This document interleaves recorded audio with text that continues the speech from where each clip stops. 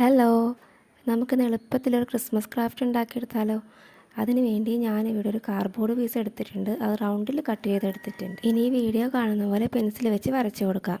അത് കഴിഞ്ഞിട്ട് സാന്താക്ലോസിൻ്റെ താടി വരുന്ന ഭാഗത്ത് നമുക്ക് വൈറ്റ് കളർ പെയിൻറ് അടിച്ചു കൊടുക്കാം.